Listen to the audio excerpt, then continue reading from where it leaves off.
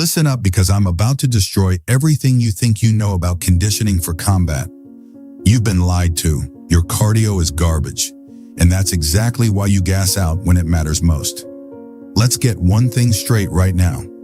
Boxing road work is not the same as distance running. Not even close. Stop treating it like it is. You want to be a runner? Go be a runner. Nothing wrong with that. Great sport, plenty of benefits.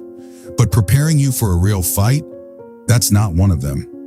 If you're not doing road work, you're not really training for combat, period. Muhammad Ali said it best. Fights are won or lost on the road, not in the gym, on the road. But here's where most fighters completely screw this up. Programming road work isn't as simple as lacing up your shoes and running until you can't breathe anymore. That's amateur hour nonsense that will destroy your progress. Too much volume leads to mental burnout and injury. Too much intensity traps you in a black hole plateau where you're working harder but getting absolutely nowhere. And most of you are stuck in one of these traps right now without even knowing it. Here's something that will bend your mind. While few runners are boxers, nearly all boxers are runners. Sounds contradictory, maybe even strange, but there are massive differences between running for combat and running just to run. Runners train for one purpose: straight line speed and stamina. That's it. Move forward, go fast, go far, simple. Fighters don't move in one direction. They don't operate at one pace. They move forward, backward, up, down, sideways. They need explosive power, quickness, balance, coordination, things that regular running alone will never fully develop, not in a million miles. There's way more to this than what you've been told. So let me break down exactly what you need to know about road work for combat, how it transforms you into a superior athlete, and how to use it effectively without wasting your time or destroying your body. Rocky Marciano ran at least 7 miles every single day. Every single day, even on Christmas. That man understood something that most modern fighters have completely forgotten. Now there are two dominant approaches to programming road work: the old school aerobic method and the new school anaerobic method. Both have their place, both have their problems, and choosing wrong will cost you fights. Old school training was brutally simple and devastatingly effective. It focused primarily on aerobic development. You'd wake up at dawn, throw on your sweats, hit the road for a steady 5-mile jog. Progress was easy to track. Either you ran farther or you ran faster. No complicated formulas, no fancy equipment, just work. Even with decades of proven success, this approach started falling out of favor in the early 2000s. People found it tedious, time-consuming, monotonous, boring. And with sports science advancing rapidly, combat training seemed due for an upgrade. The new school approach flipped everything on its head. It focused on high-intensity anaerobic intervals, short bursts of maximum effort followed by rest periods. The thinking was simple. Sprint-style training better mimics the actual energy demands of a real fight. The research seemed to support this shift. Studies highlighted fat-burning effects. Warnings emerged that excessive aerobic work could actually reduce power output. Fighters got scared. Nobody wants to lose their knockout power. Excited by the idea of getting in shape with less time on the road and terrified of becoming weaker, fighters embraced the new school method with open arms. Long, slow jogs were thrown in the trash, replaced by hill sprints, shuttle runs, 400-meter intervals, burpees, barbell complexes, high-intensity everything. But then something completely unexpected happened. Fighters were working harder than ever before, pushing themselves to absolute exhaustion before even stepping into the gym, training like demons. Yet nobody was actually improving their conditioning. Read that again. Working harder, getting worse results. In fact, the number of fighters gassing out mid-fight skyrocketed. Injuries went through the roof, especially in mixed martial arts where the conditioning demands are even more brutal. Fighters were breaking down mentally and physically at alarming rates. Clearly, new school road work alone wasn't the answer, but does that mean old school road work had it right all along? Not exactly. Combat training absolutely needs to evolve. Science has taught us things the old-timers didn't know. But evolution doesn't mean abandoning everything that worked. It means keeping what's proven and adding what's better. So what's a serious fighter supposed to do? Here's the answer that nobody wants to hear because it requires actual thought and planning. A hybrid approach, combining the best elements of old-school aerobic training with the best elements of new-school anaerobic training. That's the real key to unlocking elite-level conditioning. Not choosing sides, taking both. Now pay close attention because what I'm about to explain will fundamentally change how you train forever. Roadwork for combat requires a hybrid system that targets both aerobic and anaerobic energy systems simultaneously over time. This method delivers the best of both worlds. Light, sustained work builds your recovery capacity and mental toughness. Intense intervals optimize speed and explosive power development. You need both, not one or the other, both. Once you've built your aerobic base and properly conditioned your body for high-intensity work, then you incorporate anaerobic training into your roadwork routine. The order matters. Build the foundation first, then add the intensity.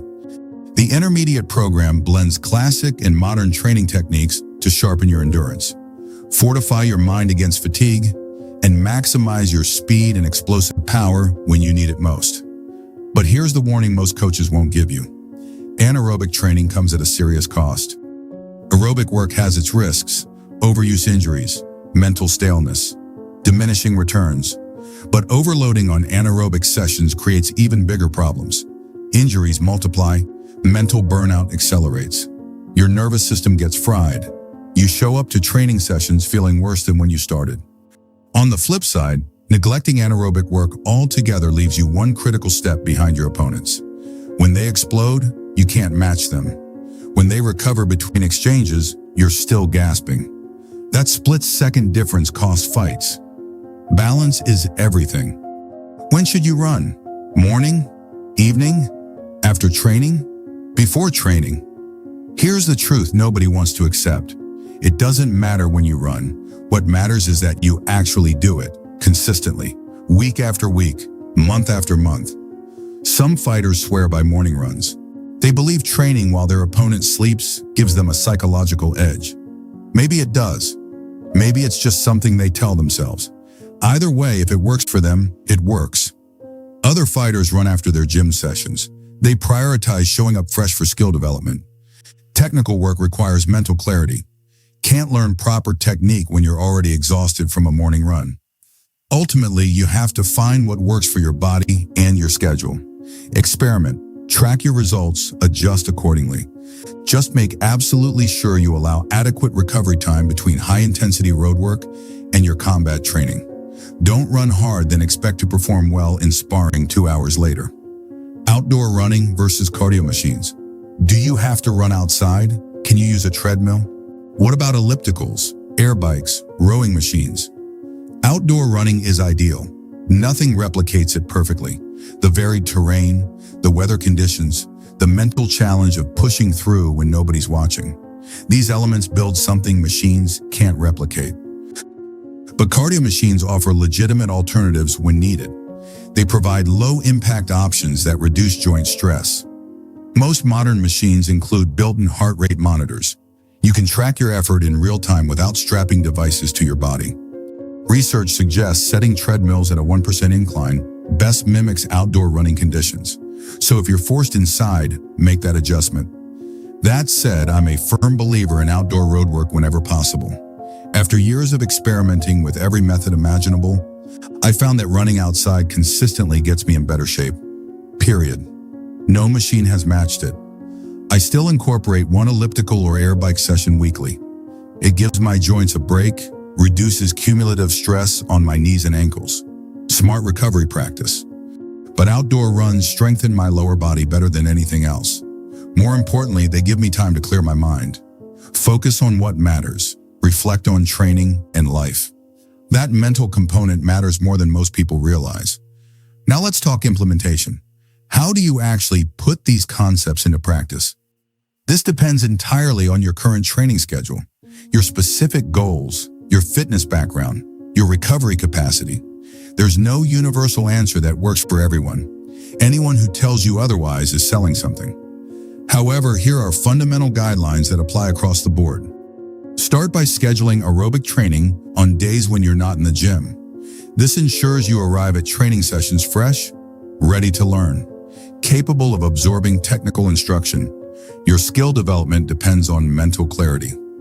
As your work capacity improves over weeks and months, you can begin running and training on the same day, but ease into this gradually. Don't jump from 0 combined sessions to daily double workouts. Critical rule: never run hard on sparring days. You need fresh legs when you step into the ring with a live opponent. Fatigue makes you slow. Slow gets you hit. Getting hit unnecessarily in training accumulates damage with no benefit. Schedule your aerobic runs on drilling days, shadowboxing days, heavy bag sessions, days where technical precision matters less than physical output. Ease into every new program gradually. Don't hesitate to mix walking and running during your 30-minute aerobic sessions, especially in the beginning. Your goal is maintaining your target heart rate zone, not proving how tough you are to yourself. Staying at target heart rate doesn't mean sustaining it continuously without breaks, especially when you're starting out. Walk when needed, run when recovered, build gradually over time. Consistency beats intensity every single time over the long run. The fighter who trains moderately for years destroys the fighter who trains intensely for weeks, then burns out. So here's the question you need to answer honestly. Are you actually implementing proper road work into your training? Or are you just showing up to the gym and hoping your conditioning will magically improve? Because hope isn't a strategy, and your opponents are doing the work right now while you're making excuses. What's stopping you from starting tomorrow?